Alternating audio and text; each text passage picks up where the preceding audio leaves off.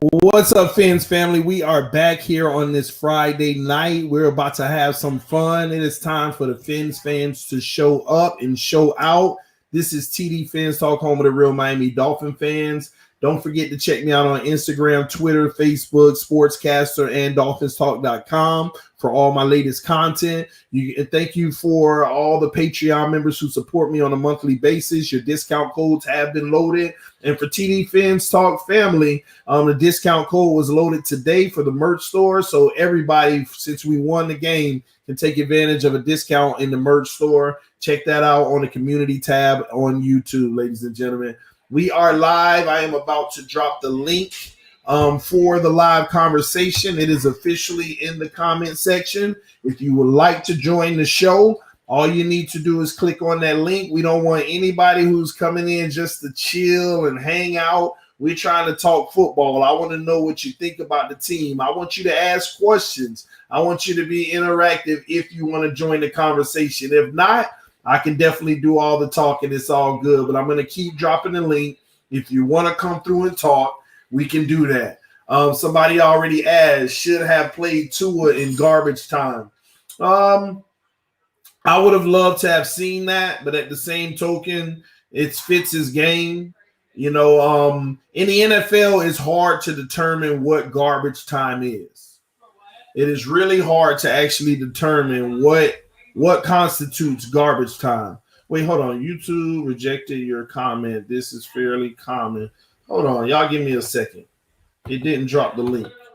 Y'all give me 1 second. All right, let me put it over here. I don't know why they rejected it. Let me see. All right, there goes the link. Sorry about that. I don't know what went down, but there's the link.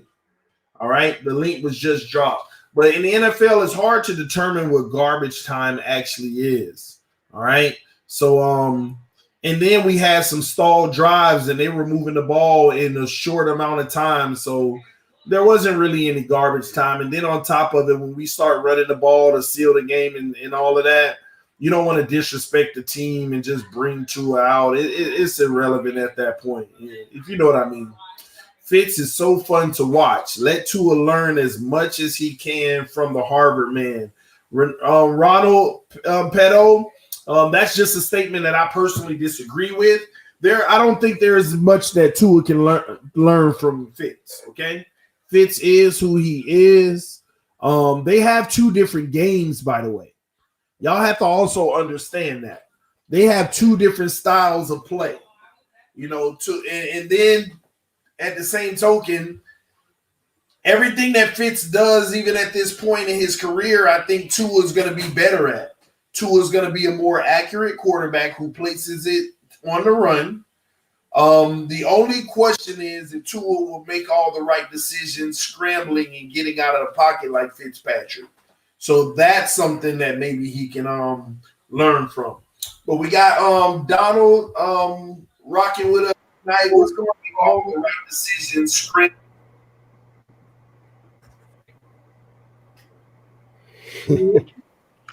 Yes, sir. Hold on just a moment. Now you're good, man. I'm gonna answer this other question. I get Gaskins is doing really good, but I think if Breida gets a chance, he'll run all over people with that speed. I don't doubt that, Joseph. I don't doubt what you're saying, but it's not about that. You have to, number one, show it in practice, which Gaskins has showed, and Breida obviously hasn't as much. And then, even if you get limited reps in the game, you got to be able to show it then. Again, the Miami Dolphins do not run a running back who's going to be 1 yard, 2 yard, -2, -4, and then break out a 30. Because we punt before we break out. The Miami Dolphins don't want that. They want a consistent back who's going to be productive on every down. And that's what Gaskins has pretty much been. So I agree with you that Breida can definitely get out, but at the end of the day, talk is cheap. You know, you started your butt with I think that too, but talk is cheap. He has to go out and show it possession after possession, and you know what? He's not on a consistent basis. But Gaskins is. Yes, sir. If I can add to what you're saying, the one thing that I think that is underrated about Gaskins is this. Mm-hmm. Even on the first hit, he doesn't go down. And to me, once that first initial contact is avoided or either plowed through, then you can only go positive from there. I don't know how many times Gaskins was hit at the line of scrimmage or even behind it. And after the first contact, he bounced off and either went straight ahead or got more yardage than was anticipated. Especially that the way he sealed the game, that was just beautiful. Exactly. That's what you want to see in your running backs. Exactly. And he caps it off with a 15-yard run. And then Joseph also added, Donald, just now, that I get it. He's really showing promise, but he's kind of small, kind of worried he's going to get hurt if he's not careful. No, I mean, I don't think we have any concerns about that. If he gets hurt, he gets hurt. But this is the NFL. You go all out, and whatever happens, happens. You don't play hoping that – you don't play to minimize the player's exposure of injury. Nobody does that. No team except us when it comes to Tua, maybe. I don't know what's going on with that. But, no one really cares much about that. What's up, Ronnie Petto? What's going on, homie? What's going on, man? Fins up, baby. What's your thoughts, man? Oh, man, dude, it's good to see a team that actually can throw touchdowns again, man. Like, I mean, it's been so long because I've been watching the Fins since 2000. About 2000, I started watching. I haven't missed a game since about 2005.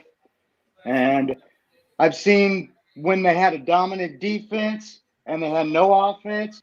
And then I've seen when they had, like, good offense and good defense when they had Chad Pennington. And then for, like, many years now, it's like they just didn't care about the offense. Like, as far as the offensive line, they didn't address issues that were very obvious. And then, you had Tannehill who always showed promise. And then they, when he had a healthy line, like the 3 games he had him, it showed really good promise showing that we could do something. And then get rid of Tannehill. And then you get Fitzpatrick and you're like, all right, let's see what this guy could do. And then you got 5 games last season where it was like, man, this guy's fun to watch.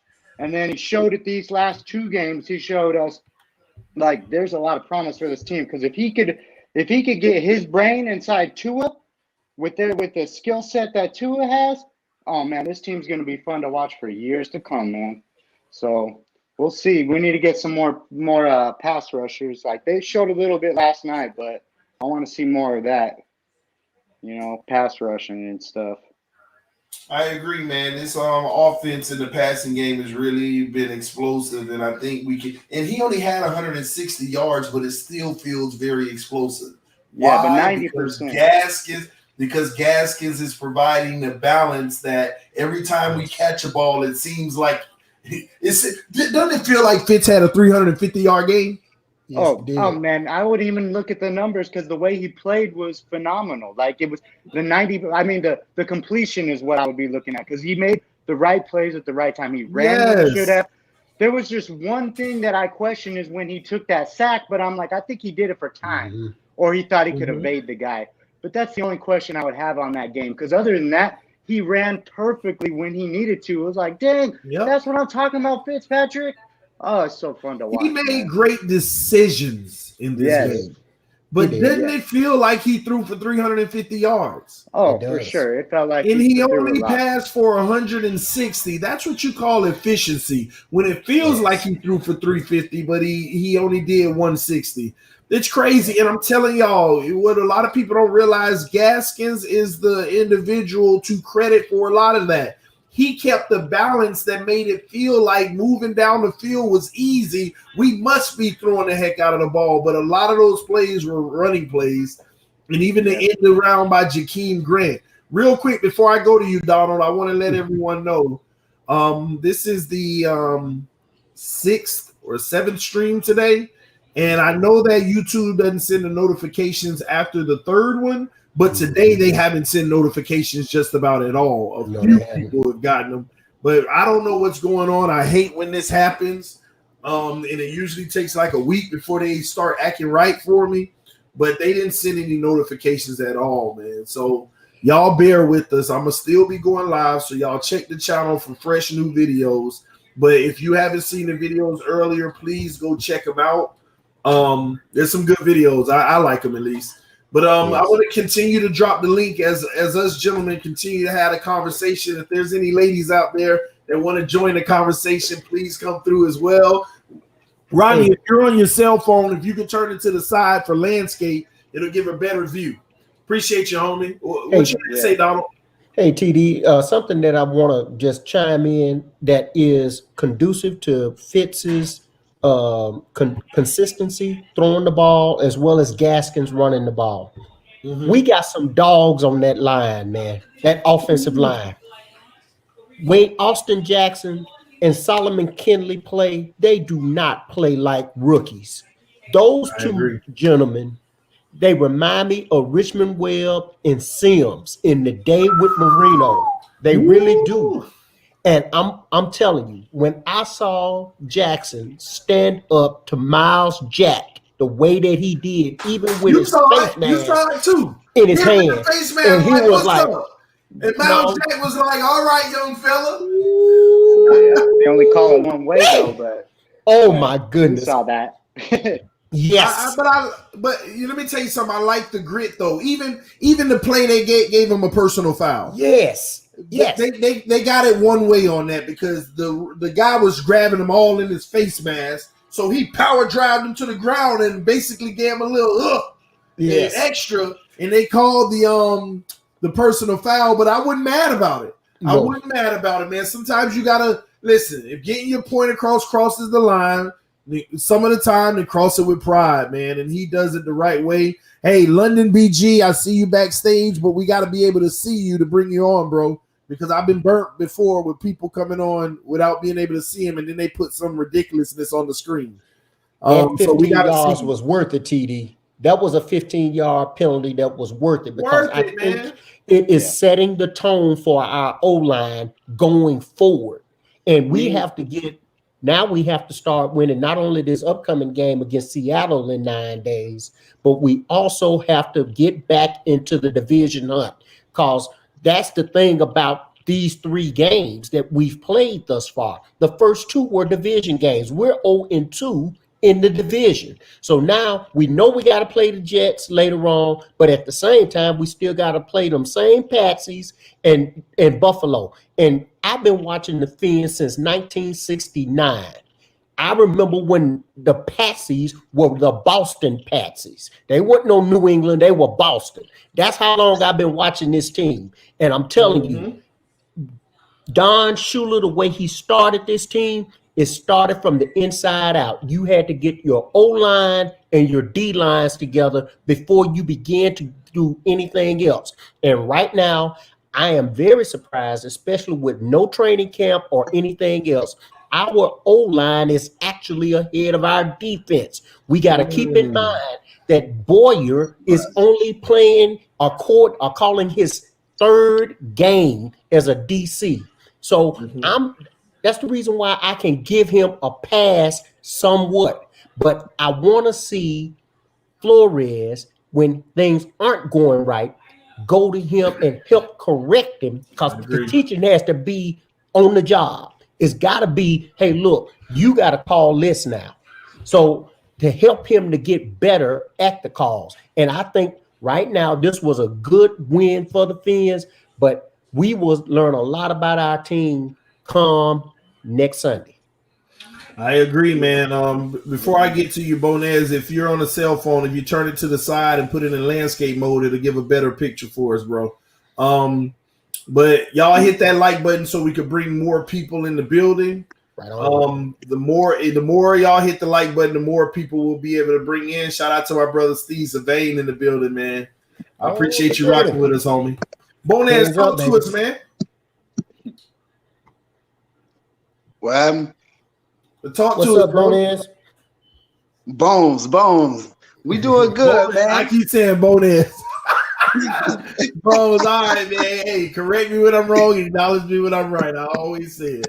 What's up, homie? Man, talk to us, man. You've been saying it for a long time though, TD. That when they start clicking, they're gonna start clicking. And all I can say is, and I'm just keeping real, you know, when everybody was talking about Balaj, I said Gaskins was gonna be the man. I said that, you know what I'm saying?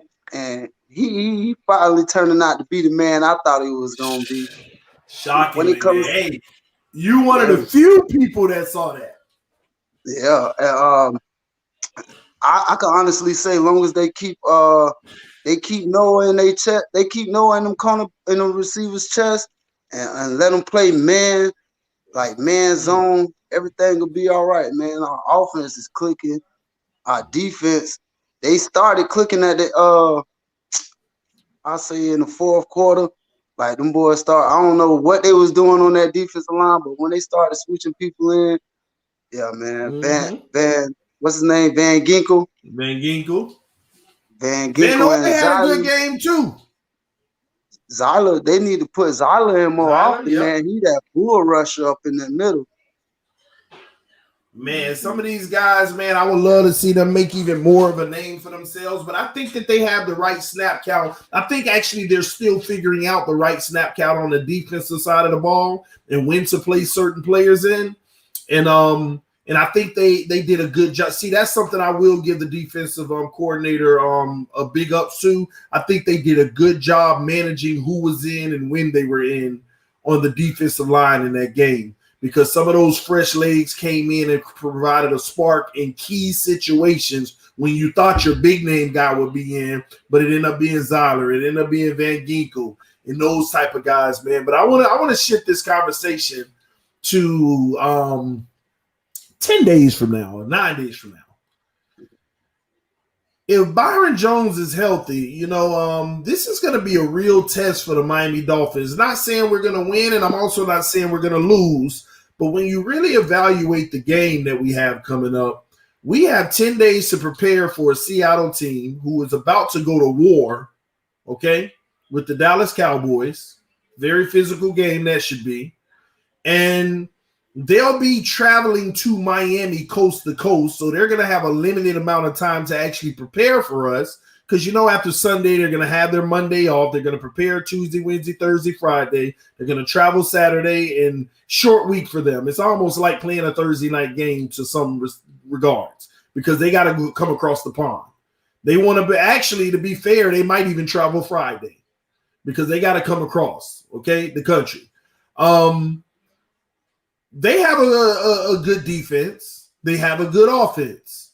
They have a defense that's going to give us a test on that O-line. And they have a defense they have an offense that's going to test our secondary and D-line. And this is the test that you need if you're the Miami Dolphins being 1-2. Because I'm not going to say that we're going to win the game, but a victory by Miami against Seattle, y'all tell me if I'm off bases here. Hey, that would tell us that this team has the potential to still win 10, 11 games. We beat Seattle, everybody going to be scared. I think they already see it. And then you have San Francisco with their injury situation right behind it. Look, man, I can't wait to play San Francisco. I go through it with my cousin at work every day, all day. But what do y'all think about the Seattle matchup, though? What, like, I know it's early, and we'll get to that next week, but that Seattle matchup, man, at home, might I add. Go ahead, Donald. Well, you know what, TD? What I would say is this. I think this is setting us up for something in the future. And what do I mean by that? Do you notice the last 3 games we played 3 straight mobile quarterbacks? Russell Wilson will be number 4. Good point. One of the best at that point, though. One of the best. Yes, indeed. And now, on top of that, with Garoppolo being out, Mullins is more of a mobile quarterback than Garoppolo for Frisco. Yep. So now you're talking about if our defense can learn how to play against mobile quarterbacks, I think it's going to be a totally different thing when we see Buffalo and New England again, as well as when we go later in the season and have to see the billion-dollar man in Patrick Mahomes. And if we get a chance to get to the playoffs to see a Lamar Jackson. This could be trial by fire, but it's at the same time preparing things for the future. This can 100%. yes. Yep. For sure, because that's the new I'm NFL now too. Mobile quarterbacks. That's what you're going. I mean, that's what we got Tua for. He could pass the ball, but he could also run. So, I mean, it's what you want in a quarterback. Then you want your defense to be prepared for that. And you know, these young guys, they're already playing on the best receivers. I mean, Diggs last week, that's one of the best hands. You know, one of them. And you know, we had our young guy on him the whole game, not necessarily 100% by design, but by design once Byron got injured. So you know, it's one of those things that happens. But these guys are already getting that experience right now. So when they do come playoff time in the future, you know, they're already going to be ready for it. You know, right from day one.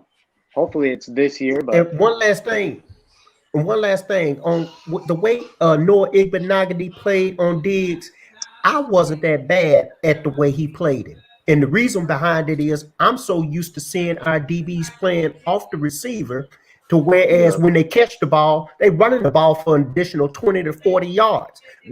As soon as Diggs touched the ball, he was right there. He was right there to make the stop, and it was it. That's trial by fire for a rookie that's only going to get better. I was glad to see it. he was People in had to keep people had to keep it 100, man. People got to keep it 100 in this regards. Yeah, We played the Patriots and had a terrible game, and we only allowed how many points? 20 or something, you know? Yeah. And we played Buffalo, and we literally still had a chance to win the game. And we would have won. And we did not play well. Offense played. So offense played the same way for sure. Yep. If X would have had his we should have had his third interception by now, because that was an interception. It would have turned the whole game around. Sure would. And that's what was impressive about Fitz's game last night. He didn't even have the almost interceptions. I mean, he played a good game. Well, he did but catch his listen, own pass. oh well, true too. I wish you'd have turned it into more, man. I didn't even think about that. Fitz did catch his own pass, a back down, back to him. That was pretty funny, man. So the Seahawks are coming up, man, and I'm gonna be anxious about this game because even in a loss, I want to see us compete in this game. And I think that we can win, man. I think that this team, if we're coached the right way and we're on our A game coaching, we can win any game in this league. Because we have the talent. We just got to put our players in the right position to make plays, but they also have to make those plays. I want to get y'all thoughts on something real quick. Do you like, okay, we know we have assets going in the next season, right? Mm-hmm. And a lot of these guys are on 2-year deals. Who do you think on this roster right now, the active 53, is no longer here next year? Like shipped out? Because that's what sometimes I sit back and I think we got so much talent on this team, and at the very bottom, there's not really too many bottom feeders anymore on this roster. I mean, we know there's a few guys that are probably going to be out, but there's not too many. But we're looking to probably have about an additional 10 guys on this roster next year. I mean, 20, honestly, is just who makes the cut. But because in the draft alone, we still got to have assets galore. We're still going to have a free agency where we bring people in and give them guaranteed money. Where do you all see, who do you see not being around next year? Jesse Davis. Good one. Interesting one. Wow. Good hit right off the bat. Why is that? His gameplay, man, it's too, how would you put it? It's too easy to peep his game, and you know what I'm saying? you know, as me being an ex-football player, you know, like being a cornerback and a safety, like watching, knowing them, you could tell that they getting better. You know what I mean? But Jesse Davis, he doing a little bit better. The only thing that's keeping him around is he trying to learn all the positions. Bro. Other than that, He is mobile. other than He that, could play Jesse Davis, positions. he getting his chance right now. But sooner or later, Hunt gonna come in and take his spot. If you ask me, if he could Yeah, play the but position. do you think? But when you really think about that, first off, Spot on, baby. Spot on. I'm actually, you know what? I'm gonna use that against you, Bones. I'm gonna use it against you real quick, and here's why. I'm with you on Jesse Davis, but your case actually means that he is more likely to stay, in my opinion, and here's why. If Hunt comes and takes his spot, that means Hunt is playing exceptionally well to take that over. Jesse Davis would be a good guy to still have on the roster to back up multiple positions on the line. Am I all making sense here? Because he's starting now. You got a guy who can start that would be the backup. Would that not be valuable to keep? Yeah, but like you once said in your previous shows, you know, if they could go pick somebody up for just as cheap as him, and they could do just as much as him, he is out the door. and you are right. But being that he plays multiple positions, it's not going to be as easy as one would think. Yeah. Well, I got 5 of them for you. But you know, but I like that one though. I like that one. I like. You know how Flores said. Flores said, if you're not able to play most positions, you're not on this field. You know what I mean? So yeah, true. Especially with Flores. Especially with Flores, because he likes the multiple position players, especially on defense. They can move around. So who else y'all got? I got 5 of them, TD. Give me one. We're gonna go one at a time. One at a time. Jordan Howard, bye. Jordan, he gone. They paying him too much. Yeah. Well, they paying him too much, showing what the production is going for right now. And I just want to put this little stat on everybody's mind right now. Do you know what the NFL percentage of wins are for teams that run for at least 125 yards a game? It's over 90%. And that's the reason why Fitz needs somebody to run the ball. Even if we're not successful, the play action will only be as effective with a running game. Jordan Howard ain't cutting that. That's the reason why, I'm like with Finsanity, TD. You know who I'm looking for to get as a running back here for the Miami Dolphins next year. He's at Alabama too. Najee Harris. Oh, okay. Yes, indeed. Yes, indeed. Yeah, that'd be awesome back there, boy. Man, yes. So yes, that's crazy. I'm with you on the Jordan Howard. That's crazy that you can bring that up. Interesting. So, y'all give me another one, man. Wow. Well, one more. Karras. He's gone. That's a good bet. That's a good bet on that one. Karras, the center. He's gone because that's the weak link on the line. He is the weak link on the O-line. He is. And I'm telling you who's going to take his place. Believe it or not, the one that you said that should be gone, Jesse Davis, he could play center because that's what they were dealing with him doing training camp. And if not, Michael Dieter. So now you got two players taking that position. If Karras goes down, they ain't gonna miss a beat. They're not gonna miss. Karras making more money, ain't he? Yes, he is. Money talks. They're gonna try to clear out space, and that's what they're gonna do too. The guy who can do just as good of a job. Yes, that's interesting. What else you got? Give me some more. Devon Gottschall. Gottschall, I love Gottschall. He better not go.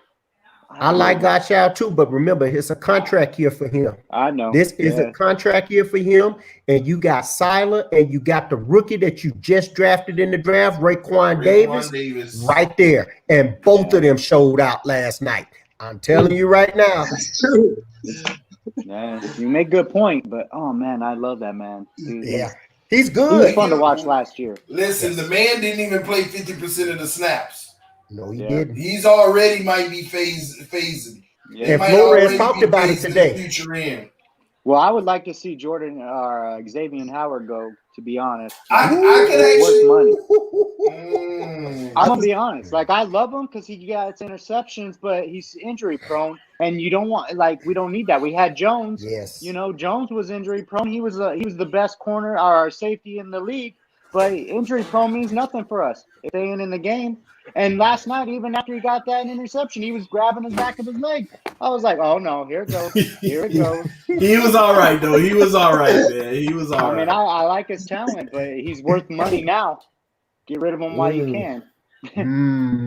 Because you can play him with somebody. Let me tell y'all something. That's the person who y'all really, I mean, a lot of people may not see it potentially happening, but he is the one that could be out of here because let me say this. He has a dead cap of almost $7 million next year. So next year wouldn't be the year, but it still could be a trade. Yes. Yeah. But I wanted to back up for a second. There's one more on the line too, TD. I'm gonna get back to you, but the person with the highest probability of a trade right now is Devon Gottschall. Being on a contract year for a team that struggles up the middle, if you know that you're going to move on from him next year, if we determine that, Gottschall could be traded at any moment this season. With Zyler playing the way that he is, and Christian Wilkins playing the way he is, and Raekwon Davis coming on, getting better and better, that could be a legitimate thing that happens. He is on a contract year, y'all, and he's not going to make pennies. He ain't going to make top dollar, but he also ain't going to make pennies. And listen, this is again, y'all, I hate to say this, but this is the Patriot way. This is the right way. I know we hate it because we love a player, but you're supposed to have their replacement playing behind them on their contract year. That's exactly matter of fact. And that's how the Patriots been doing it for years. Matter of fact, you're supposed to have his replacement playing behind him 2 years before his contract year. So that you can trade him and then another team can play him for a year and decide if they want to re-up or not. Yeah. That's good, man. That's good. Gottschall, Devon, man, listen. I don't know, but I think he's the guy. I got a question for you, TD. And all you guys. Brandon Jones or Bobby McCain? That's an unfair question. Brandon need to be out there, man. Move Bobby ass back to slot. Okay. Now you're talking. I thought you just meant on the team. Yeah. But yes, I've been a proponent. Stay on the team. That's why I said it was unfair, because I thought you just meant on the team. But yes, it's time to go ahead and bring the young guy back in that secondary. I know Flores is going to go with what he trusts. He's going to go with. And Bobby has played a little bit better in this game now. Don't. Let's be fair. He played a really good game. He knocked it. He's a slot man, bro. No, we know that. But I don't think Flores is ready for Jones back there yet. He's seen it though. I said this early in the season. I said Jones will end up back there by week 12. Starting. For sure. Because he already showed his promise. Yeah. I said that, but it ain't time yet. It's not time yet. He's getting reps, and that's all that matters, but it's not time yet. Bobby does need to go back to the nickel. But here's the problem with Bobby in the nickel now. Byron Jones comes back. X is on the opposite side. Noah is in the nickel. No, this is how me looking at the defense. This is how I line it up on Madden. I have Xavier at corner. I have Brandon at strong safety. Interesting. I like it. I have Byron Jones at free safety, and then I'll put the Ricky at the other corner, and put Bobby down in the nickel. Like, oh man, that'd be a killer defense, bro. To me, that's a killer defense. It's all about them getting in sync too. Here's the chemistry. Here's the problem with that. Here's the problem I have with that. I actually love the creativity of it, by the way, but it takes away from Byron Jones's strength of short down and distance, being right there with his guy. You know, but I like the thought of having him at safety, but I don't think you maximize his productivity. And maybe it does maximize the team productivity. Exactly. So I see what you're saying. Yes. So I see what you're saying. I don't think it will maximize Byron's productivity, but it would maximize the team's productivity. I'm with that. And if X gets hurt or something, Byron can come back down and then put Kayvon Frazier or Fedgelin back there, put one of them boys back, or move Bobby back there. You know what I mean? That's interesting. I like it. But hey, now we got to sit back and see. I just don't like the fact that Bobby plays so far off the line, man. He plays so far back at safety. It drives me crazy, bro. It drives me nuts. Like a safety only supposed to be. I know. If you be listening to the live streams, I be screaming into the top of my lungs, man. But listen, I be dying laughing. Maybe that's only because they're waiting on X to get 100. Yeah. Maybe because I think it's just, hey, Bobby, help him out. Don't let nothing get over the top. Noah's young. Don't let nothing get over the top. We can live with getting beat, and living to fight another day, but we don't want to give up the big play. But I think when X, you can see the 100% in him. Byron is healthy, Noah, and I think that'll change. And then that box will be more aggressive. The middle of the field will have less activity. And the defense, the way we envision it, will take place. Or if they play the same side, it's going to be one side of the field is going to be, not. It'll be like they don't go that side of the field and then they start attacking the other side. Because if they stack them, like with their strengths, like Xavier and Byron, that's going to be – you're not throwing that side. It's not happening. But think about it like this, right? Think about it like this. Because I told you I played corner.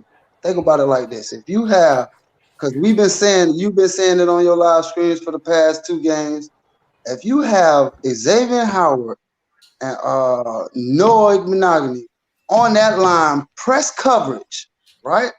And then you put Byron over top of Igmonogany because he's a veteran and he has good field coverage, right? You put him over top of him, and then you put Howard down and press. Let him press because he's a good press corner. And then when he come off, you have your extra safety in the back is the rookie. He could come up and make tackles. Yeah, he can make tackles if Xavier Howard miss it on that side. And on that side, he's there to help protect. That boy been flying around the field like a hawk. You feel me? So I just feel like he's been listening to the ball game. What keep happened? The umbrella. You keep the umbrella, and then everything in the middle, he could just have a field day with the linebackers. Let me throw one wrench into that. I don't like Byron Jones' physicality versus a tight end or a running back or anything. And what I mean by that is coming and absorbing contact. He's a great cover guy. He's going to make the tackle. But something coming across the middle, I don't like Byron laying the hit that jars the ball out, or even making a sound tackle right there, a guy running at him. I don't like that aspect of Byron. I like Byron covering and keeping up with his guy. If it is a catch, he's right there to make the tackle or breaking it up. That's the thing. That's the only thing with Byron in the safety. He's probably going to be where he's move him to the slot. But then it's like you got 2 slot guys on this roster in Noah and Bobby. Now, you make a good point, though. Hold on. Byron Jones in the slot would be pretty nice because that's what his highest grade in the NFL is distance between the offensive player. He's always right there with them. So I get it. It's so many. That's also the beauty of this defense. There's so many different ways you can slice it, and you got to figure out the best way. And time is going to tell a lot. I just hope we get creative and show some things, and we find that optimal lineup.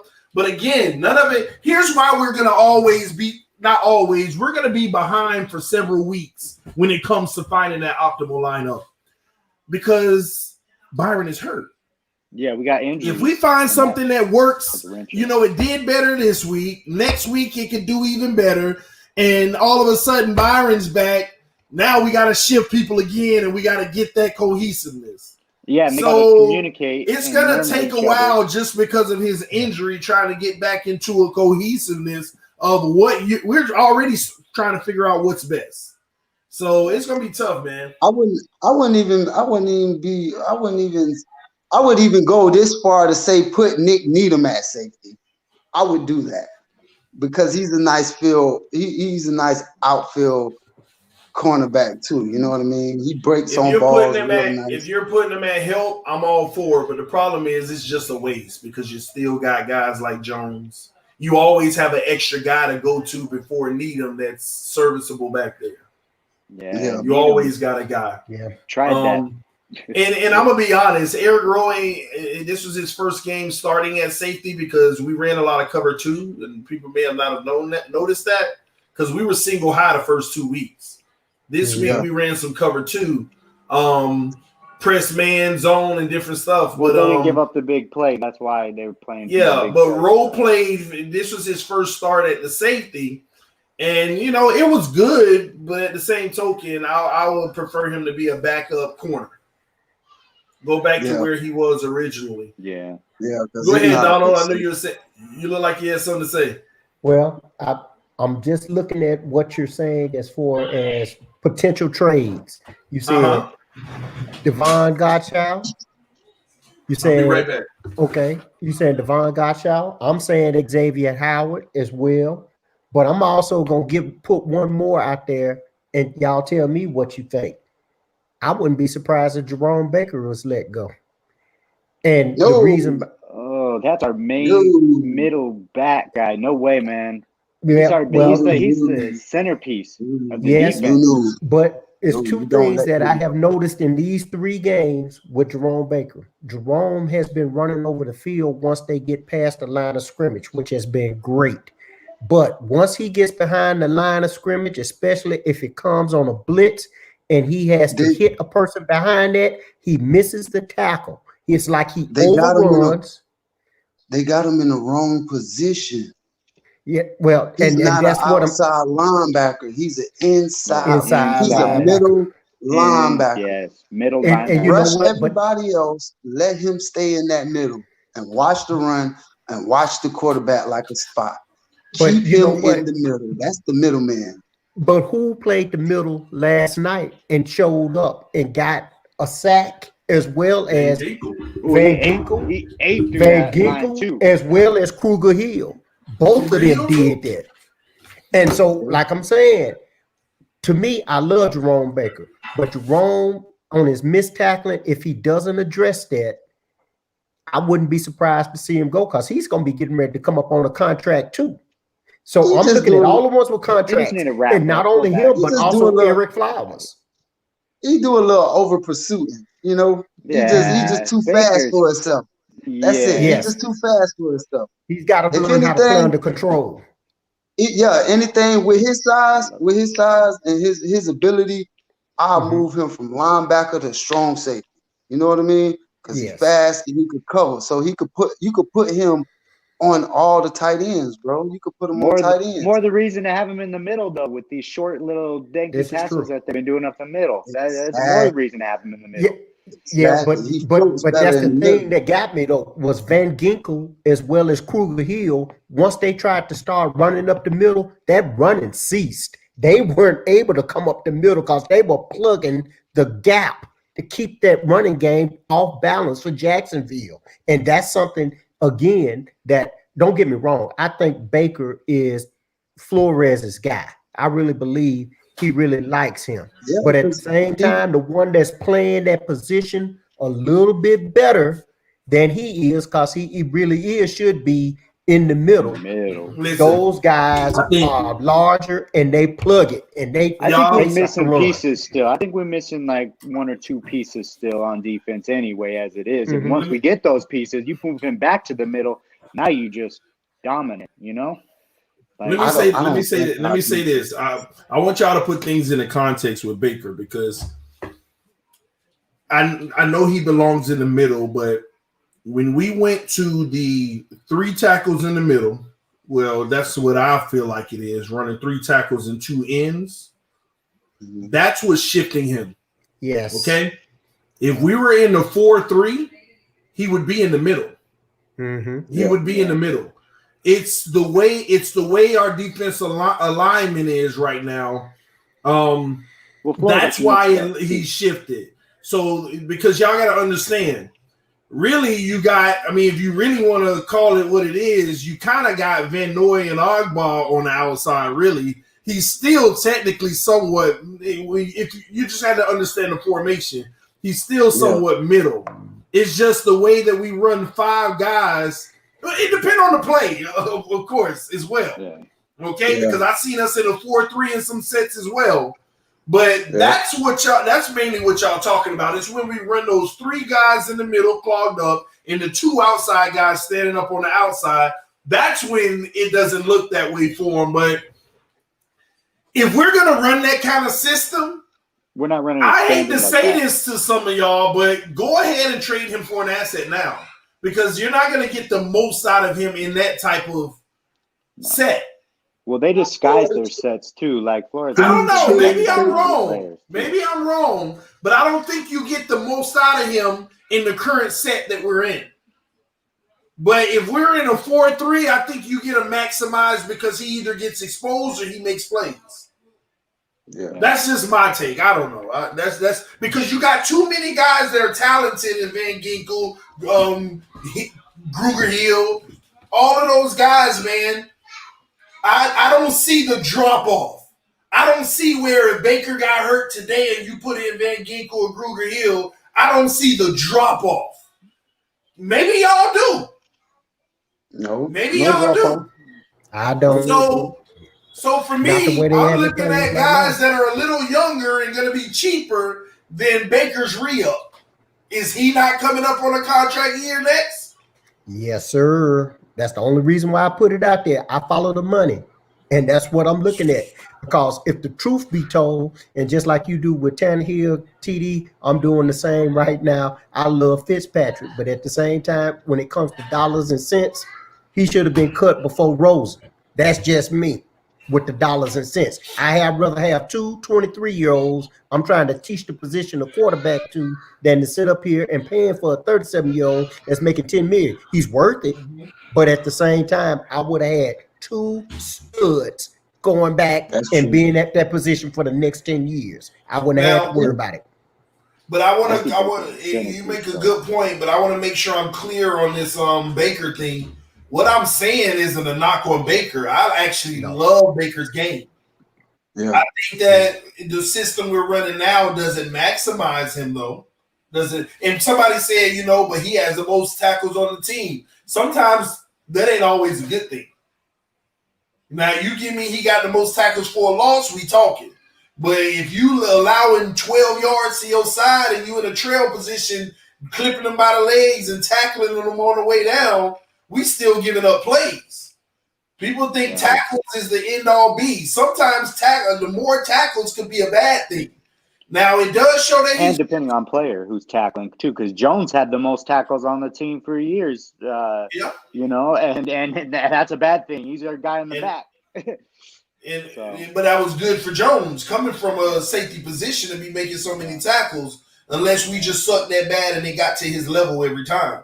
Well, that's what it was for the last 2 seasons. Well, which is true. But I like Baker, but I think that we got to utilize him better in our system. Now, let me tell you something. They used Baker in this game the right way. Yeah. They had him sometimes on the line of scrimmage They had him actually on the line of scrimmage on the outside. Even if he didn't rush, he bailed out of that to be a stunt. And then he went back into coverage and zone in a lot of cases. But I don't know, man. That's a delicate situation that I'm going to be honest, I don't have the full vision on because I haven't paid enough attention on film on that. But y'all got my eyes open and want to go look now. Because Baker is a mystery. He's coming up on a contract year. We need to know. Yeah, but I don't see it as everybody on a contract year going to be going, obviously. And you want to build like the foundation, like you're building this new defense. You know, we're starting to build it now, and you want centerpieces, and I see him as a centerpiece. I see him as a centerpiece in this defense. Okay, tell me this. Tell me this. Let me keep it 100, y'all. All right. What does centerpiece mean? When I mean that is like you got your something players you that are around. not like, you're building around these type of players that you want. Like this is what you vision as your defense, and So, for him, it's in the middle. So I know that was the definition, and I'm glad y'all were spot on with it. So y'all are gonna say Not mine. no, it's fine too though, Donna. It's fine too. Not when he said, but not when Ronnie said he's in the center. That has nothing to do with centerpiece. No. Let me say this. So y'all gonna sit here and tell me Jerome Baker is a guy you want to build around. That type of mentality, a in versatile the truest player, definition of a centerpiece. I ain't talking about he another good piece to keep around, but is he a guy that you build around as if this is our staple and we gonna build around him? If we would have got the guy number 5 that you were talking about, Isaiah Simmons, that's a centerpiece. That's a centerpiece. That's a centerpiece. Jerome Baker is not a centerpiece. He's a good piece. Good. He's a good piece that we have right now. But I guess like we can improve. I mean, he's a very good piece that we have right now. I'm not even gonna disrespect. He's a very good piece, but he ain't a centerpiece. Because, like I said before, you take Jerome Baker out of the game right now, is it that big of a drop off from Kruger Hill and Van Ginkel? No. That's all I'm saying. I see what you're saying because you changed my perspective a little bit with that. Because I see what you're saying. We could definitely get a better centerpiece for sure. But them boys sound like outside linebackers. Don't they play outside linebacker? They play all over. So that's what I'm saying.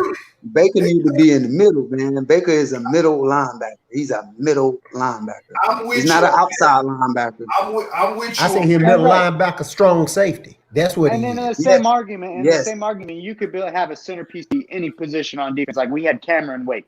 That would have been an awesome centerpiece, like on a defense like this. Like it would have been awesome to build around. Centerpieces are guys that are going to dominate position, and you bring pieces to complement them. Yeah, Jerome Baker. Christian Wilkins is the centerpiece right now that they're trying to build around with their defense. They're hoping he is the centerpiece. And he is the centerpiece. Guys around him like Raekwon, Zyler, the corners. Listen, let me go a step further. See, this ain't about whether or not Jerome Baker is good or not. We already know he's a good player. But we have to put the whole picture together. Money, contract year coming up. We got guys that can play behind him right now. You know another guy who's been getting a few reps that we ain't hear his name much, but he out there playing football. Sam Eggerman. Yes. Iguavan. Yes. Down that ball on the 2-yard line last night. Promises. What happened? But he hasn't been having no snaps in the first game, I believe it was, like none. He got snaps last night. Yeah, he did. And down the ball on the 2-yard line on that punt. So it's a lot of guys that. But listen, Jerome Baker, I'm gonna tell y'all now, it's going to depend on his contract. If we overpay on Jerome Baker, I am not going to be happy. But if we can respect him and give him a good deal, but not overpay, I'm all for it. He's a good piece in this defense to continue to have long term. But it depends on what his agent. What does the market say that Jerome Baker can get? And is it $2 million a year more than we're willing to give? That's what it's going to come down to. Yeah. And sure. that's the reality. Man, So, I think Baker gonna be more of a team player and take a negotiable contract to stay there. You feel me? but Unless It's a business. It's a he get a business. Laramie Thompson deal. Unless no, he get some They gotta Laramie prove. Thompson I deal. don't even know about that, Bones, because it's hard to say that for a player who isn't considered top five at his position, and on top of that, he's not the biggest name out there. And a team that would actually want you and pay you more money and give you a 4-year deal, who's not going to chase the extra $2 million a year when your career can be gone like that? Yeah, that's true. true. Let's not act like he's not one injury in week 4 away from his whole value being shattered. Think about him, knock on wood, because I hate this to happen. Think about him having a season-ending injury next week. And He'll be replaced. Out for the season, and then next year is his contract year. And he's actually trying to come back to form. He's shot. Yeah, it's done. His career, from a money standpoint. So these guys like him that don't have a big name, they will always take the money. Yeah. They will always take the money. Okay, well then, TD, I'll tell you another one that has already taken the money that is probably not going to be here next year. Jakeem Grant, Eric Flowers. I think Jakeem Grant's a great little asset, but he's too small because he's going to get injured. It's going to happen. Small ain't the thing. Small ain't the thing. Jakeem Grant doesn't have the heart. If he had a heart like Tariq Hill, he would be a beast. You know what I mean? Well, that's true. He doesn't have that animal in him, dog. He act like it, but everybody could put on a show. There's times where you see it's a little bit, though, because he had some amazing catches last year. Amazing for his side. It was amazing. He fought for that ball. But you know what? Last night, just like you saw him having the wherewithal catching that ball, getting up, running for some more yards, that's something that you need, as well as doing that end around. Those things, if they put him in the right positions to do those types of things, yes. But at the same time, I believe that this roster, the way things are going, and if Preston continues his development and Isaiah Ford is doing what he's doing, he might be replaced. Yeah, I see Grant going for sure. Like eventually, maybe not. Eventually, yeah. If week 12 is here or week 13 and we're out of whenever the trade deadline is, if we're out of playoff contention, October 30th. If it looks like we're not going to actually be vying for the playoffs the week of the trade block, I can see Grant getting traded for a sixth. Yeah, I can see that. I can see us gathering a sixth for Grant, saving the money, getting the asset. That could do what he could do. Let me tell y'all why. Let me tell you even more why. Wait a minute. What about the kid we just got from Oakland? He hadn't even played yet. It hasn't yet, but even beyond that, everybody's forgetting about one thing. Everybody's forgetting about one thing next year. What's his name again? I don't know why I just forgot it. Brett. Oh my gosh, Albert Wilson. Yeah, excuse me. Albert Wilson is guaranteed next year. He's guaranteed. He opted out due to COVID, which pushed his contract to 2021 and guarantees it. We might be at a log jam at the receiver position going into next year. They're gonna want to bring in young new talent. There's no question about it. Yes. You always got to have one or two young new guys at the position. So somebody, whether it's Isaiah Ford or Albert Wilson, could be expendable. No, not Albert Wilson, because he's going to be here. He got the guaranteed money next year. Yeah. Hold on. I'll be back, fellas. Appreciate you, bro. He got the guaranteed money, so that's even more reason why a guy like Jakeem Grant, who holds more value than an Isaiah Ford, could be on the trade block if we're out of contention later in the season, right before the trade deadline. Right. Yeah. Would not be surprised. Him and Godchild, and even Howard could be on the block. Even Ted Karras for a team that loses their center or something and they're playoff bound, they need it. Yes, I can see it. So things to think about. And remember, I said if we're out of contention, because if we're in contention, you need Grant. He's that guy that can, if you get in the playoffs, he can be that decoy and make that huge play for you at a moment's notice. So man, that changes speed. Yeah, he's got a lot of speed, but I don't know if Fitzpatrick has the arm still to throw to him deep. Like I don't know. But even if he doesn't, that's why you use him the way that we use them, and then you got to use him on crossing routes and across the middle. Yeah, but you also use them on crossing routes on man-to-man coverage. You find a team that plays man, you want to use them on crossing routes. You want to line them out wide, but the problem is you can't line them out wide because you got Preston and Parker playing a lot of snaps. All right. Well, I will put this caveat out there. Steps up though. Yes, I agree with you. I think Preston is stepping up, but I'll put this caveat out there. Potential. I believe Jakeem, watch the trade deadline and see if the Dolphins don't make a play to get OBJ down to South Florida so that he could be the new safety valve for Tua. But he's going to. I don't think they're going to do it. Me personally, I would like to see that, but I don't think they're going to do it. I think they're going to stay young at the position, and they're not going to go. Jay. Yeah, I don't think they're going to go high salary. They're going to continue to try to find the Preston Williams of the world. You know, those type of guys. They're going to continue to do that. Once you never what it turns out. But I would like that. I would like to see that happen for Tua. To have that one guy that you know is your guy. I mean, we got that guy. Gesicki, man. Gesicki's turning into that as a tight end. Tua's going to make Gesicki a Pro Bowler. Yes. He's got the hands. We just got to wait. It looks like Gesicki has to wait on Tua. Yeah. Because Tua is going to be able to throw those middle of the field posts. You know, those posts that you run a post from the tight end position off the line. He's going to be throwing those posts and stuff right on top of the defender, dropping it right into those hands. Man, nobody's going to be able to stop it. He's going to make Gesicki.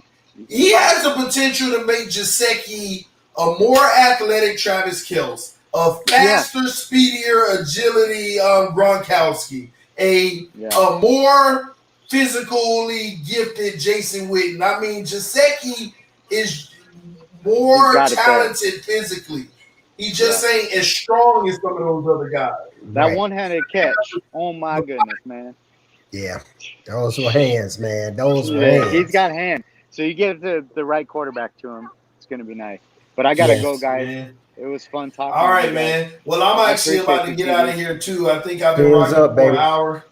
I forgot y'all had Antonio Callaway. Yes, sir. Hey, engraving, man.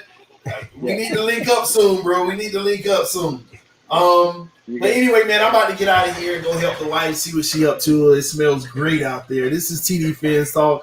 Hopefully, I gave y'all all the good entertainment that I possibly could tonight. Again, TD. Yeah, you did. You got to bring back the Monday panel, man, or the Tuesday night panel, man. The thing is, on Monday night, here's the issue on Monday night. Tuesday night. I want to stream the Monday night games. On Tuesday night, I am gonna start trying to go live more often. It's just that we're actually running a little schedule here at the house, so it's a give and take on Tuesday nights. Gotcha. I will be live. It's just that I don't have the 3 hours to be going in like we used to on Tuesday nights. And Wednesday night, you know, we have the AFC East roundtable. Thursday night, I'm streaming Thursday night football, and Friday night, I'm gonna try to do this more often before date nights and actually kick it with some of you guys and have these conversations. So honestly, Friday nights will be more so kind of like panel like we did tonight. I just don't want to call it panel anymore because I want to open it up to any and everybody that's willing to talk football and not just hang out and chill. You know what I'm saying? Gotcha. I got you. But I'm telling you, I learned so much when I hear you. I hear reasoning EM, ball game, and Finsanity, and even Larry. and man, I'm telling you, you all bring so much to the table. You really learn when you hear the perspectives from everybody out there. So hey, I understand you're a busy man. I'll be praying for you and the family and the little one. Pray he gets better. Man, this was awesome. Awesome, man. I appreciate you. Love you, bro. Much love, man. Y'all take care. All right. I'll see you later. Yes, everybody. Thank y'all for tuning in to TD Fans Talk, home of the real Miami Dolphin fans. This is Victory Friday. We're about to conclude Victory Friday. It was a party, hopefully. Hopefully I provided some good content today, and then I earned your subscription. Thank y'all for tuning in to TD Fans Talk, home of the real Miami Dolphin fans. I love y'all. Y'all enjoy y'all Friday night. Hey, go ahead and watch the Heat. See if they can close it out tonight, man. Maybe they do, maybe they don't. We're going to see, but I know the Lakers will. Ooh. But I'll see y'all soon, man. Let your friends and family members know about TD Fans Talk. Share the videos. Like the videos. Go back on all the videos today and punch that like button, man. That's a huge way to contribute. Thank you to Bones. Thank you to, gosh, did I forget his name already? Thank you to Bones. I'm going to remember it. Watch. Thank you to Bones. Thank you to Donald. And thank you to Ronnie Pito, I believe. Yes, it was Ronnie Pito that was with us tonight. Hope I got that right. I think I did. I appreciate y'all coming through, sharing a conversation, very good conversation, and making it a productive one. And yeah, they say John Cena cousin. Y'all crazy. Love y'all. Fins up, everybody. Y'all keep your head up. Let's do our thing. Peace. I'm out. Party time. Oh, I ain't give y'all a bar in a minute. TD in the house. It's Victory Friday night. Coming with my spouse. Yes, I'm about to flow like a river and Coach Flo. We about to deliver everything we have to. Yes, I'm about to eat. I'm going to make sure that I true. Pokemon, Pikachu. Somebody said stop it, but I'm the truth. Who are you? Glue. You. All right. I'm out. Peace. Bars. Hey, man, listen, all y'all producers, don't sign me, man. I ain't trying to get into that right now. Maybe in the future. I'll see y'all later, man. It's TD Fans Talk. I'm out, y'all.